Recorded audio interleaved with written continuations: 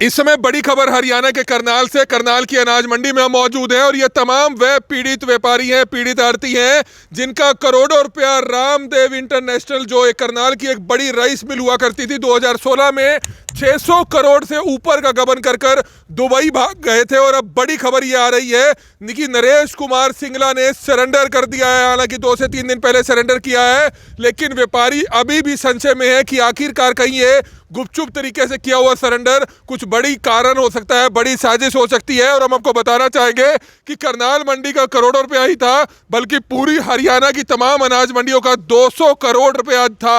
और आप तस्वीरें देख सकते हैं कि तमाम अनाज मंडी के आड़ती जो है वह कल करनाल के एसपी से भी मिलेंगे और इनकी मांग है कि जल्द से जल्द जो इनका करोड़ों रुपया है वो इनको मिलना चाहिए। रामदेव इंटरनेशनल कंपनी, जो पहले भी हम आपको दिखाया सुबह किस तरह से नरेश कुमार सिंगला ने 9 तारीख को करनाल कोर्ट में सरेंडर किया। इकोनॉमिक सेल करनाल पुलिस की जो ब्रांच है, जो करनाल पुलिस की शाखा है, कोर्ट में पेश करके 7 दिन का रिमांड दिया है। 16 तारीख को रिमांड खत्म होना है। बाकी परिवार के सदस्य अभी भी दुबई में फरार है और इस समय तमाम आड़ती हमारे साथ मौजूद है। उनसे हम जानना चाहेंगे क्या कुछ कहना चाहेंगे। बड़ी खबर है, लेकिन अब उम्मीद लगती है आपको कि सालों की जो एक तलाश थी, आपकी सालों की जो इंतजार था, क्योंकि करोड़ों रुपया जो जिंदगी भर की आपकी जमा पूंजी थी वो लेके यह भाग गए थे। सीबीआई भी अरेस्ट मामला दर्ज किया था, सीबीआई भी अरेस्ट करना चाहती थी, कई राज्यों की पुलिस भी जो है इसके पीछे थी, सीबीआई भी पीछे थी, कई जिलों की पुलिस पीछे थी, लेकिन करनाल में जो है इस तरह से सरेंडर किया गया, इसको किस नज़र से देखते हैं आप?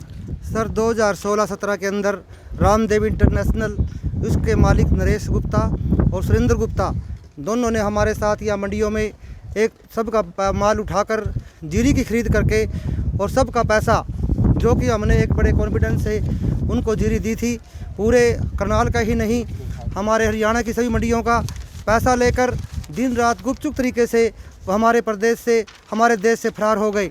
दोनों भाइयों ने हमारे साथ धोखा किया। आज सभी मंडी के आड़ती से दुखी है।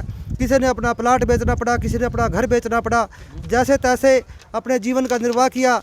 आज हमें थोड़ा सुकून महसूस होता है कि एक आरोपी दुराचारी जो आज गिरफ्तार हो गया है, जो हमारे पीछे मारकर चला गया था, हमें बड़ा ही खुशी और अपने आप को सुकून महसूस होता है। और हम मांग करते हैं सरकार से उसके दूसरे भाई सुरेंद्र गुप्ता को भी यहाँ अरेस्ट करे सीबीआई और हमारे पैसे दिलवाए, जो हमारी अनाज मंडियों के आड़ती, क्योंकि पैसा जो आज उनका जो पैसा है उनका पैसा दिलवाया जाए। करोड़ों रुपया था ये? हमारी मंडी का 11 करोड़ के करीब है, बाकी और सारे हरियाणा की मंडी लाए तो 400 करोड़ रुपया ये मंडियों का लेके, आड़ती भाइयों का लेके, और साथ में बैंकों का तो अलग है, विदेश भाग गए। उस टाइम किसी ने इनकी कार्रवाई नहीं की। आज हम धन्यवाद करते हैं सरकार का, जैसे कि आज आरोपी गिरफ्तार हुआ है, इसी तरह दूसरे आरोपी को गिरफ्तार करें। किया, आपको पता चला होगा? हमें तो पता लगा है कोई गुप्त तरीके सरेंडर हुआ है। तो इसको क्या समझते हैं? हम समझते हैं कि इसमें हमारे साथ दोबारा धोखा ना हो और हमारे साथ कोई जालसाजी ना हो। बिल्कुल मिलेंगे, हम एसपी से गुहार करेंगे और जो प्रेजेंट प्रशासन है उससे भी गुहार करेंगे। तो रिमांड पर लिया है आरोपी को, जी हाँ, नरेश सिंगला को रिमांड पर दिया गया है। और इन तमाम व्यापारियों को आप देख सकते हैं कि किस तरह से बैंकों से धोखाधड़ी कर कारोबारी फरार। बैंकों को 411 करोड़ का चूना लगाकर विदेश भागे चावल के कारोबारी। 6 बैंकों से 414 करोड़ की ठगी। तो ये तमाम व्यापारी अपने करोड़ों रुपए का इंतजार करते हुए नजर आ रहे हैं। इनको उम्मीद है कि अब उस व्यापारी ने, रामदेव इंटरनेशनल का जो मालिक था, एक मालिक, उसने सरेंडर किया है। इनको उम्मीद है कि इनका जो करोड़ों रुपया था जो लेकर भाग गया था वह शायद इनको वापस मिल सकता है। लेकिन कहीं ना कहीं अभी भी ये डाउट में है, संशय में है कि आखिरकार जो एक गुपचुप तरीके से सरेंडर किया हुआ है ये भी कहीं उसकी सोची समझी साजिश ना हो। तो कुछ और व्यापारी हैं, क्या लगता है आपको, जो उसने सरेंडर किया है? सालों की आपकी इंतजार थी और सालों की तलाश थी, लेकिन आखिरकार पुलिस गिरफ्त में आ गया आरोपी, तो क्या कहना चाहेंगे? जी, इसमें हम यही कहना चाहेंगे, इसमें कहीं ना कहीं इनकी बहुत बड़ी साजिश है, या ये विदेश से भी कोई फ्रॉड करके यहाँ आए हैं इंडिया में। और हम प्रशासन से यही मांग करते हैं इनके खिलाफ़ सख्त से सख्त कार्रवाई करे। और जो इन आड़ती भाइयों का पैसा है, बैंकों का पैसा है, सरकार की भी ये चावल खा गए है। गड़ियों का जो ग्रंटर है वे भी बहुत बड़ा भारी परेशान है। क्या मामला था? कहाँ पे राइस मिल था? किस नाम से? राइस मिल ये बजीदा में है राइस मिल, और सेक्टर 7 में मेरे पड़ोस में ही रईस है। मैं भी इनके घर कई बार गया, मैंने समझाया इनको, भाई मंडियों के पैसे हैं, भाई हर आदमी कहाँ से पैसा लाता है, कैसे अपना व्यापार कर रहा है, भाई इन मंडियों के पैसे दे दे। लेकिन इन्होंने बैंकों को चूना लगाया, मंडियों को चूना लगाया, सरकार को चूना लगाया। तो रातों रात दुबई अपना भाग गए, घर का सारा सामान बेच गए। इनकी एक लेडीज यहाँ पे आई थी, उस समय यहाँ के एसपी पंकज नैन थे, संगीता के नाम से 2 एडिशनल डायरेक्टर उसमें शो करती है। हमने कोर्ट में गुहार लगाई, वहाँ पर भी ये साबित नहीं हो पाया कि संगीता है कौन सी। जैसे फिल्मों में गीता और सीता का रोल, वैसे ही इस मिल में संगीता नाम की 2 लेडीज का रोल है। किस नाम से था ये राइस मिल? ये rice mill Ramdev international private पीछे पड़ी हुई लिमिटेड। थी इसके? सीबीआई तो अभी पीछे पड़ी है कुछ दिन से तो अब सरकार क्या ने। लगता है सरेंडर किया है? क्या हो सकता है ये? इसमें कोई साजिश हो सकती है, गहरी तो साजिश। आप इसको लेकर अधिकारियों से मिलेंगे? बिल्कुल मिलेंगे, हम अधिकारियों से मिलेंगे, कानून का भी सहारा लेंगे, क्या गुहार लगाएंगे? हर तरफ से कोशिश करेंगे कि हमारा मंडियों का, हमारे भाइयों का पैसा वापस आ जाए। क्या नाम है आपका? सतवीर मित्तल, पूर्व मंडी तो ये प्रधान। आप देख सकते हैं आज तमाम अनाज मंडी के जब आढ़तियों को पता चला कि उनका जो एक भागा हुआ जो एक व्यापारी था जिन्होंने करोड़ों रुपए की चपत इनको लगाई थी, वह जो है पुलिस गिरफ्त में आ चुका है, उसने सरेंडर किया है। जिसको लेकर आज आप देख सकते हैं कि इन तमाम आढ़तियों की आज एक मीटिंग हुई है, जिसको लेकर आज इन्होंने फैसला लिया है कि कल यह करनाल के एसपी डीसी से मिलेंगे ताकि उनके सामने गुहार लगाई जा सके कि इनका करोड़ों रुपया जो व्यापारी जो नरेश सिंगला जिसको गिरफ्तार किया गया है उसको जो है जल्द से जल्द रिमांड पर लिया गया है और उससे जो है पैसे की रिकवरी कराई जाए। हालांकि 411 करोड़ तो बैंकों का भी है, तो आप अंदाजा लगा सकते हैं कि नीरव मोदी से भी बड़ा, माल्या से भी बड़ा जो है किस तरह से चपत लगाकर रातों रात पूरा परिवार जो है दुबई भाग जाता है। तमाम अनाज मंडी के जो आड़ती है वो यहाँ पर मौजूद है, तो कुछ और आड़ती है उनसे जानना चाहेंगे क्या कुछ कहना चाहेंगे, कब आपको जानकारी मिली जिसको सालों से आप तलाश कर रहे थे, सालों से इंतजार था, वो पुलिस की गिरफ्त में है, करनाल पुलिस की गिरफ्त में है, क्या कहना चाहेंगे, क्या मामला था पूरा? मैं आपके चैनल के माध्यम से ये कहना चाहूँगा, अगर मेरा भाई वो सुरेश नरेश जो भी है वो ये देखे, जिस दिन उन्होंने पैसे अपना फ्रॉड करके भाग गया था, 1 करोड़ का माल 1 लाख में बेच के भाग गया था, अगर भाइयों के पैसे दे के जाता, आज क्यों भागना पड़ता उसको? आज क्यों भागना पड़ता? आज क्यों होता सिलेंडर हो? जब सिलेंडर उसकी लगाई को हमने कराया था, पुलिस ने उसको भी निकाल दिया था। मंडी वाले लोग तो अब इसने सरेंडर किया, क्या लगता है आपको? ये साजिश है, बिल्कुल साजिश है। क्या सेटिंग करके हुआ है? सेटिंग है, कुछ भी है, साजिश है इसकी। क्योंकि सबसे बड़ा सवाल है कि सीबीआई, देश की सीबीआई एजेंसी जो एक बड़ी एजेंसियों में आती है, सबसे बड़ी एजेंसी में आती है, वो इसको ढूंढ रही थी, वो नहीं गिरफ्तार कर पाई। कई राज्यों की पुलिस ढूंढ रही थी, कई जिलों की पुलिस ढूंढ रही थी, लेकिन करनाल में ही आकर आखिरकार वह सरेंडर क्यों करता है, ये कई तरह के सवालिया निशान खड़े होता है। क्या कुछ कहना चाहेंगे? सीबीआई ढूंढ रही है, कई राज्यों की पुलिस ढूंढ रही है, लेकिन आखिरकार ऐसा क्या हुआ कि करनाल में ही आकर उस व्यापारी ने सरेंडर किया? इस पर क्या समझते हैं आप? भाई साहब, हमें समझ में आ रहा है कि इसकी मील की ऑक्शन निकली हुई है और सुनने में आ रहा है कि 20-25 करोड़ में बैंक बेच रहा है। ये इसीलिए सिलेंडर हुआ कि बैंक को भी रगड़ा लगाने के लिए। हम तो ये चाहते हैं सरकार से इसके पूरे परिवार को यहाँ बुलाया जाए, बुला के हमारे पैसे दिलवाए जाएँ।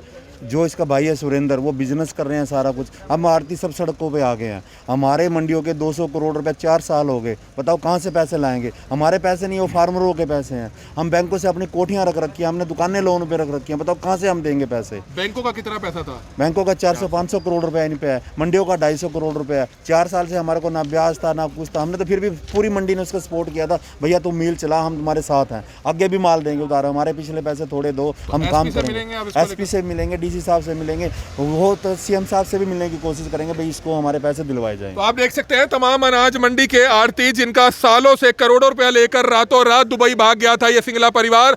रामदेव इंटरनेशनल, जी हाँ, रामदेव इंटरनेशनल कहतवावती जो है फर्म हुआ करती थी करनाल अनाज मंडी की, बड़े राइस मिल्स थे इनके करनाल में, और जिस तरह से दहा बजीदा के पास इनका राइस मिल था, 2016 में रातों रात ये अपना बोरिया बिस्तर समेटकर परिवार से ही जो है दुबई भाग जाते हैं। सीबीआई भी इनके पीछे पड़ी हुई थी, सीबीआई ने भी मामला दर्ज किया था और बहुत बड़ा गबन है, तकरीबन 600 करोड़ से ऊपर का गबन है। और आज इसी को लेकर जैसे कि करनाल ब्रेकिंग न्यूज ने सुबह खबर दिखाई, उसके बाद इन तमाम आड़तियों को पता चला, उसके बाद आज इन्होंने मीटिंग की है और इन्होंने ये ठाना है कि चाहे इसको लेकर उनको सीएम से मिलना पड़े, कल एसपी से मिलेंगे, ताकि इनका जो करोड़ों रुपया जो वह व्यापारी लेकर भाग गया था उसकी जो है रिकवरी होनी चाहिए। जिसको लेकर ये लाइव तस्वीरें समय आप देख सकते हैं करनाल की अनाज मंडी की। और हमारी आप सभी से हाथ जोड़कर अपील रहेगी, जितने भी लोग इस खबर को देख रहे हैं, इस खबर को जरूर शेयर कीजिएगा। तमाम व्यापारी यहाँ पर है, उनसे भी जानना चाहेंगे क्या कुछ कहना चाहेंगे, कितने सालों से आपको इंतजार था इस नरेश सिंगला का जो आज करनाल पुलिस की गिरफ्त में है? काफ़ी सालों से इंतज़ार था इसका, भी किसी न किसी तरह हमारे को पैसे आ जाएं, निकल जाएं। बड़े से पास मिलने के लिए भी कोशिश करी लोगों ने जाने की, लेकिन उन्होंने कोई रास्ता नहीं दिया। अब अच्छा हुआ ये अपने आप सरेंडर किया, इसने कोई ना कोई साजिश के तहत किया है। वैसे इसका कोई इरादा नहीं था, नहीं वहाँ से छोड़ के या वहाँ भी कोई ना कोई फ्रॉड करके आया है। तो अभी भी व्यापारी संशय में है, अभी भी डाउट में है, क्या कहना चाहेंगे? आपको लगता है कि सीबीआई ढूंढ रही है, कई राज्यों की पुलिस ढूंढ रही है, और करनाल में आकर ये व्यापारी सरेंडर क्यों करता है गुपचुप तरीके से? हम तो सरकार से मांग करते हैं कि इसको सीबीआई और इंटरपोल गिरफ्तार करे और वही जांच करे, क्योंकि ये बहुत तगड़े फ्रॉड लोग हैं। ये विदेशों और देश में इनके इंटरनेट है हम नहीं विश्वास करते, हम तो एक ही विश्वास करते हैं कि देश की जो संस्था है CBI वो इसको गिरफ्तार करे और दूध का दूध पानी का पानी अलग करे। रिकवरी भी होनी चाहिए पैसे की। बिल्कुल ये रिकवरी करेगी। अगर इसको बीबी इसके पास बहुत माल है, विदेशों में इसकी संपत्ति जब्त हो, ये जो पैसा ले गया कोई घाटा थोड़ी था, सारा पैसा लेके विदेशों में जमा है। तो उस समय अधिकारियों ने, SP ने कार्रवाई नहीं की आपकी? तत्काल प्रशासन ने हमारी कोई उस टाइम मदद नहीं की। कौन थे उस हमने समय बहुत अधिकारी? कोई भी हमें नहीं जानता, हमें नहीं पता। बाकी हमें यह पता है हम सब जगह सिर्फ हमने कराया, हम सबसे मिले, हम सबसे मिले। उस टाइम हमें कोई मदद नहीं की। हमारे बच्चे आज भूखे बैठे हैं। कौन अधिकारी होते थे जब आपकी सुनवाई नहीं हुई 2016 में, जब 1 करोड़ रुपया लेके भागा था? उस समय SP पंकज नयन थे और उनसे भी हम मिले थे, लेकिन पुलिस ने जिस समय हमें संगीता वो गिरफ्तार करवाई थी, मतलब 40 दिन के अंदर वो जो जमा कराना होता है वही चालान वही नहीं पेश किया था, इस बेस पे उसकी जमानत होगी। क्या लगता है आपको ऐसा क्यों हुआ था? ये सब प्रशासन की मिलीभगत थी, प्रशासन की मिलीभगत की वजह से ही वो विदेश चला आज गया क्या था। लगता है कि जिसको CBI ढूंढ रही है, CBI तलाश कर रही है, वो करनाल कोर्ट में सरेंडर करता है? करनाल कोर्ट में जो सरेंडर किया है इसकी कोई ना कोई चाल है नरेश सिंगला की। हम इस परिवार पे बिल्कुल विश्वास नहीं करते हैं। ये धोखेबाज है, ये लोगों को मतलब बरगलाता है, अपना ईमानदारी से व्यापार नहीं करता है। ये एक साइलेंट किलर है लोगों के लिए। किसी का पैसा रखना उसके साथ मतलब इतना बड़ा फ्रॉड है, इसकी जितनी निंदा की जाए उतनी कम है। तो बहुत ही बड़ी खबर देख रहे हैं और हम आपको बताना चाहेंगे कि 2016 में मामला दर्ज होता है। FIR नंबर जो हमारे पास जानकारी मिली है कि 736 रामदेव इंटरनेशनल जो दहा बजीदा में राइस सेलर था। 2016 का मामला पुलिस स्टेशन थाना सिटी में दर्ज होता है। सेक्शन 406, 420, 409, 120 बी के तहत इनके बेटे भी इसमें शामिल थे, पत्नी भी शामिल थी, भाई भी शामिल थे, सभी को 120 में शामिल किया गया। लेकिन मामला दर्ज हुआ, आज तक गिरफ्तारी नहीं हुई। पूरा का पूरा परिवार दुबई में बैठा था, कारोबार करता था। एक बार इसकी पत्नी जो इनके छोटे भाई की दूसरे भाई की पत्नी है वो यहाँ पर आई भी थी, पर व्यापारियों ने पुलिस को जानकारी दी, पुलिस ने उनको हिरासत में लिया, लेकिन दोबारा से जमानत मिल गई। किसी तरह की कोई रिकवरी नहीं हुई और इनका कहना है कि 2016 का जो प्रशासन था उन्होंने किसी तरह की कोई कार्रवाई नहीं की। इन्होंने कहा कि वह रातों रात भाग सकता है, लेकिन उस समय अरेस्ट नहीं किया गया। अगर प्रशासन उस समय चाहता उनके खिलाफ कार्रवाई की जा सकती थी, उनको गिरफ्तार किया जा सकता था।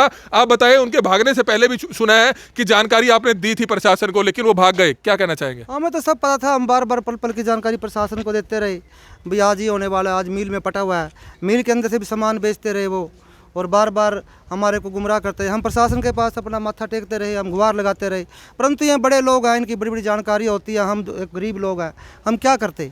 हम अपना घर बैठ के मन मोस के बैठ गए।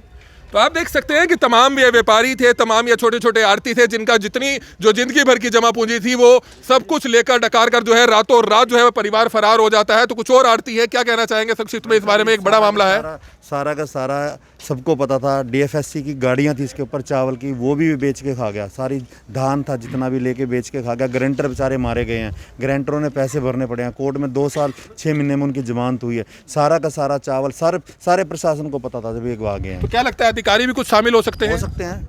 भैया एक मिल में चावल पड़ा है, जीरी पड़ी है और वो बेच के भाग रहे हैं। इसकी डिपार्टमेंट को मालूम नहीं है, सब पता है, सब पता है। ये तो गद्दार हैं, देश के गद्दार हैं, बड़े दुश्मन है। तो जी अब जो ये हमारे यहाँ करनाल में आया ना जी, ये जो 400 करोड़ बैंकों का देना है, ये 22-23 करोड़ रुपए में बैंक का सेटलमेंट करेगा। अधिकारी सब मिलो हैं, जब उनको पता है इतना लोन वो कैसे दे देते हैं इनको हज़ारों करोड़ रुपए? एक दुकानदार को तो 10 करोड़ लाख नहीं देंगे और इनको हज़ारों करोड़ रुपए मिल जाए, कहाँ से मिलते हैं?